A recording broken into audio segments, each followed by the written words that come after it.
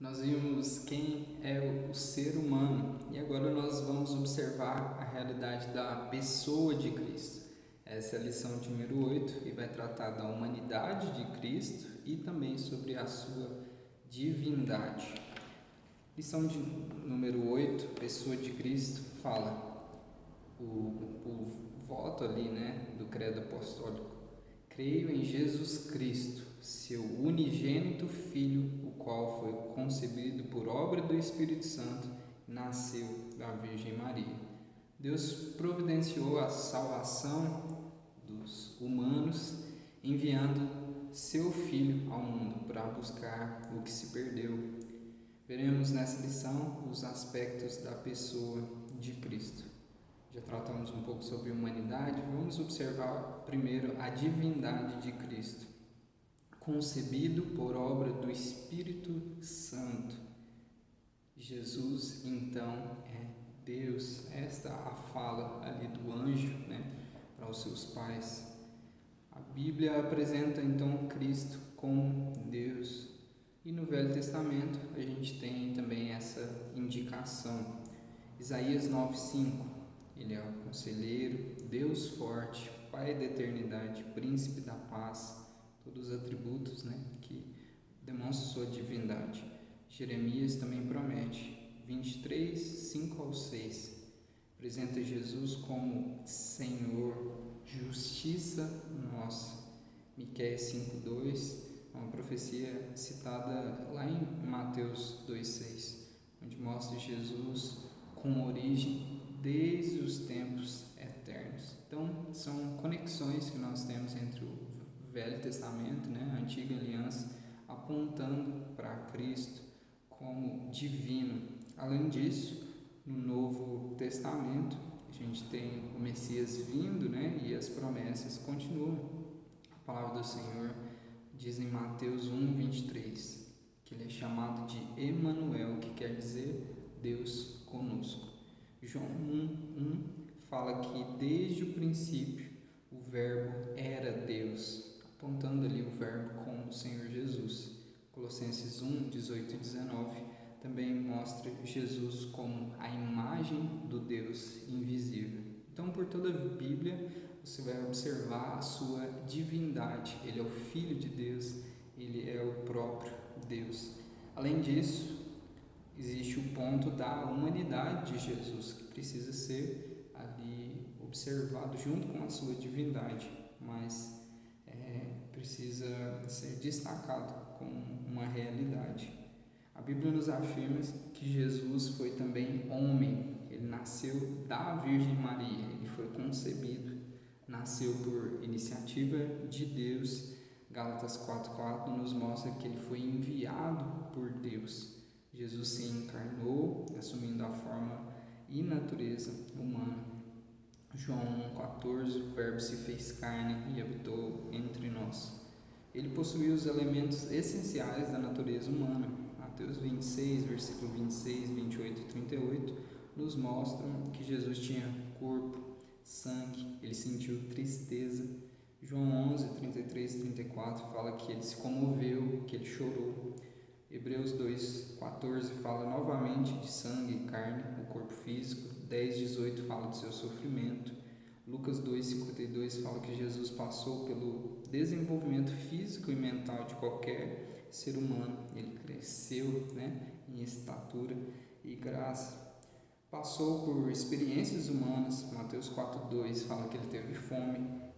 Mateus 8:24 fala que ele teve sono. Mateus 9:36 ele teve compaixão. Marcos 3:5 ele teve indignação. Lucas 22:44 agonia, que o levou a suar sangue, uma experiência humana fortíssima. João 4:6 fala que ele teve cansaço, teve sede. João 14:28 e 30 fala que ele teve sede e morreu fisicamente. Então lembremos que a natureza divina não exclui ou não interfere na natureza humana. Ele era ao mesmo tempo totalmente Deus e totalmente humano, homem, exceto na questão do pecado, porque Jesus ele não pecou, né? Então, semelhante ao que Adão tinha anteriormente ao pecado, né? Só que Jesus, por ter a natureza divina, ele não tinha possibilidade de pecar, mas ele tinha completamente ali a pureza humana, ele tinha completamente ali a sua divindade e humanidade juntas. Os nomes de Jesus, né? Lembramos que os nomes na Bíblia são importantes porque têm significados para definir os seus atributos e qualidade das pessoas, como era comum entre os judeus. Primeiro, Jesus, qual é o significado? Mateus 1:21 mostra que é um nome que significa salvação, foi dado a Jesus no seu nascimento. Era um nome como era conhecido em seu lar, entre seus amigos e parentes, né? Então, é uma variação ali, né, do nome Josué e Yeshua, né, Jesus, demonstra que ele era Yahvé. Cristo tem um significado de ungido, Jesus Cristo. Então, ele é aquele que é o Salvador, a salvação. A salvação vem de Yahvé, aquele que foi ungido para isso, né? Então, a palavra ungido era usada para designar o Messias. O nome Cristo chama atenção para a divindade de Jesus, seu ofício messiânico. Além disso, ele é chamado, às vezes, como Filho do Homem. Ele próprio se intitula assim, né? Este nome aparece no Velho Testamento, nos livros de Salmos, Ezequiel e Daniel.